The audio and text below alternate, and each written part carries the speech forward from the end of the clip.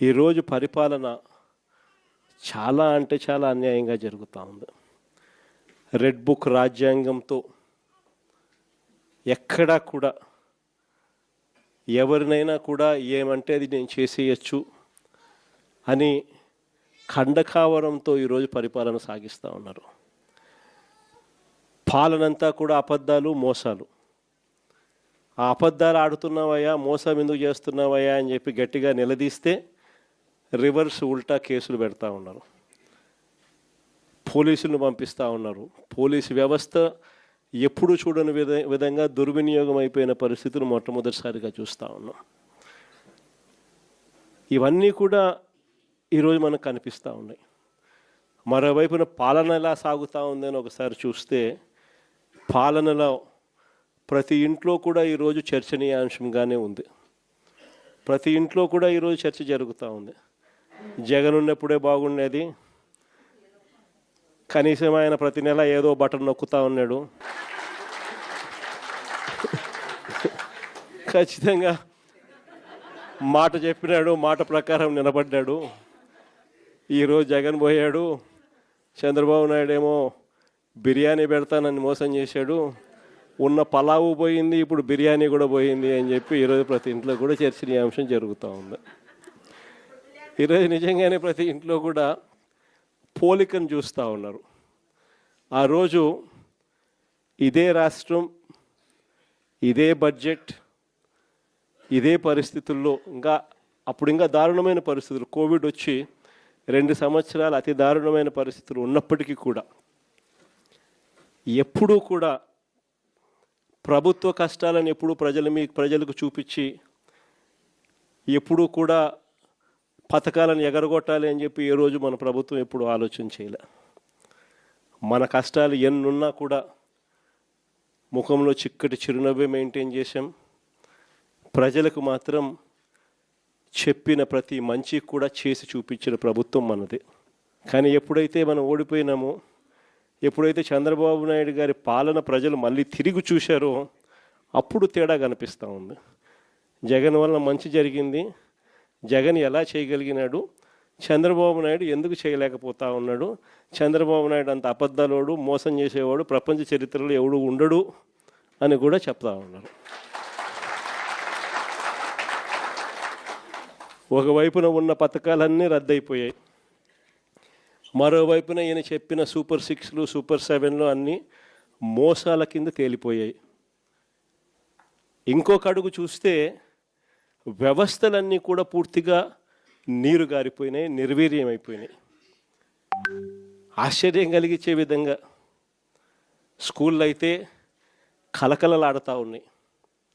మన ప్రభుత్వంలో మొట్టమొదటిసారిగా స్కూల్ రూపురేఖలు మారాయి. దశాబ్దాలుగా ఎవడు కూడా పట్టించుకునే పరిస్థితి నుంచి స్కూళ్ళ రూపురేఖలు మారి ప్రైవేట్ వాళ్ళు కూడా గవర్నమెంట్ స్కూళ్ళతో పోటీ పడే పరిస్థితి ఎప్పుడు వచ్చింది అని అంటే అది కేవలం మన 5 సంవత్సరాల పరిపాలనలో మాత్రమే జరిగింది.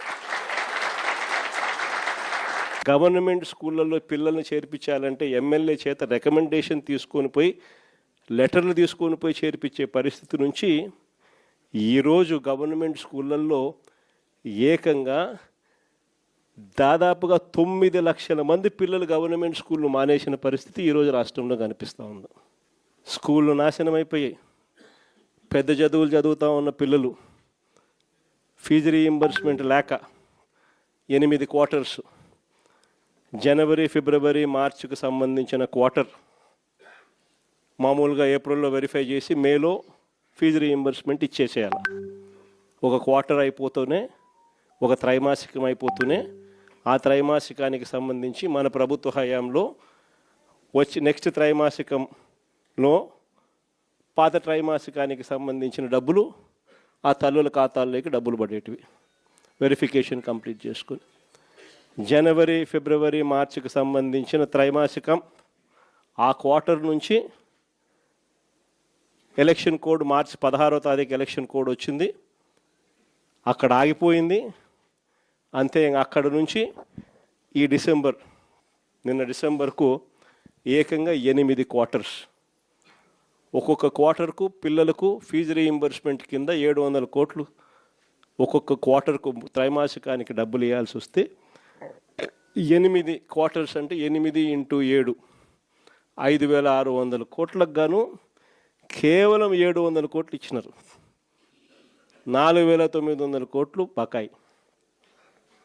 వసతి దీవెన కింద ప్రతి జనవరిలో 1,100 కోట్లు పిల్లలకు బోర్డింగ్ అండ్ లాడ్జింగ్ ఖర్చుల కోసం, ఇంజనీరింగ్ చదివే పిల్లలకు, ఇటువంటి చదువులకు డిగ్రీ చదివే పిల్లలకు ప్రతి సంవత్సరం ఇంజనీరింగ్ చదివే పిల్లలకైతే 20,000, పాలిటెక్నిక్ చదివే పిల్లలకు 15,000, ఐటీఐ చదివే పిల్లలకు 10,000.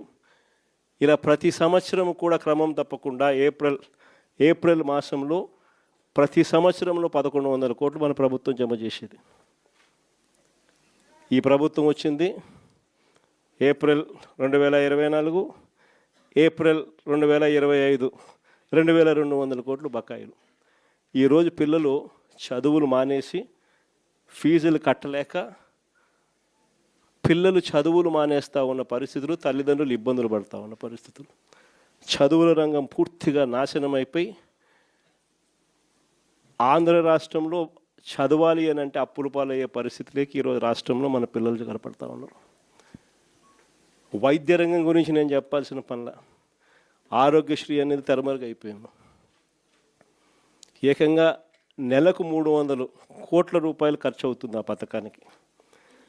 ప్రతి పేదవాడికి, ప్రతి మధ్యతరగతి వారికి ఏకంగా 25 లక్షల దాకా ఉచితంగా పేదవాడికి వైద్యం అందించే పరిస్థితి మన ప్రభుత్వం.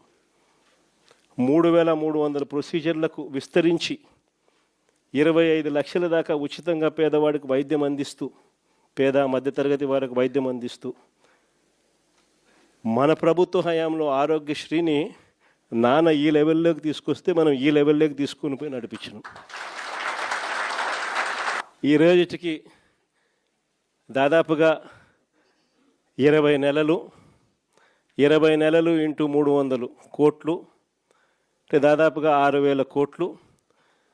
ఈ రోజుకి కూడా బకాయిలు ఎంత ఉన్నాయనంటే 4,000 కోట్లు పైచీలకు ఈ రోజుకి కూడా బకాయిలు. నెట్వర్క్ హాస్పిటల్ బోర్డులు తిప్పేసాయి, పేషెంట్లను మేము చూడము అని చెప్పేస్తూ ఉన్నారు. ఈరోజు ఆరోగ్యశ్రీ అనేది హాస్పిటల్లో కనపడని పరిస్థితుల్లోకి చంద్రబాబు నాయుడు ప్రభుత్వంలో జరుగుతూ ఉంది. 104, 108 మన ప్రభుత్వ హయాంలో కోవిడ్ టైంలో కూడా ఫ్లాగ్ చేసి 104, 108 వెహికల్ మొత్తం పంపించి కొత్త వెహికల్స్ తీసుకొని వచ్చి ప్రతి మండలానికి పంపించిన కార్యక్రమం మందైతే ఇప్పుడు ఆ వెహికల్స్ అన్నీ కూడా పడకేసినాయి. తెలుగుదేశం పార్టీకి సంబంధించిన డాక్టర్ల వింగ్ హెడ్ అంటే ఎవడో కేవలం 5 కోట్ల రూపాయలు కూడా లేనోడు 104, 108 వాహనాలు కాంట్రాక్ట్ ఇచ్చినారు. పూర్తిగా బండ్లన్నీ పడుకున్నాయి, స్కాములు చేసినారు. పూర్తిగా బండ్లు రాక ఈరోజు 104, 108కి ఫోన్ చేస్తే 2 గంటల తర్వాత వస్తామని చెప్తున్నారు. 108కి ఫోన్ చేస్తే ఆరోగ్యశ్రీ అనేది పూర్తిగా పడకేసింది. వైద్యం అన్నది పేదవాడికి అందకుండా పోయే పరిస్థితిలోకి వచ్చింది. గవర్నమెంట్ ల్యాండు, గవర్నమెంట్ బిల్డింగులు, పనిచేసే స్టాఫ్ గవర్నమెంట్ స్టాఫ్, జీతాలు ఇచ్చేది గవర్నమెంటు, స్కాములు చేస్తూ ప్రైవేట్ వాళ్ళకి ఇస్తున్నాడు. ఉట్టి జీతాలకే ఆ మెడికల్ కాలేజీలలో సంవత్సరానికి నెలకు 5 కోట్ల రూపాయలు ఒక్కొక్క కాలేజీలో అవుతుంది.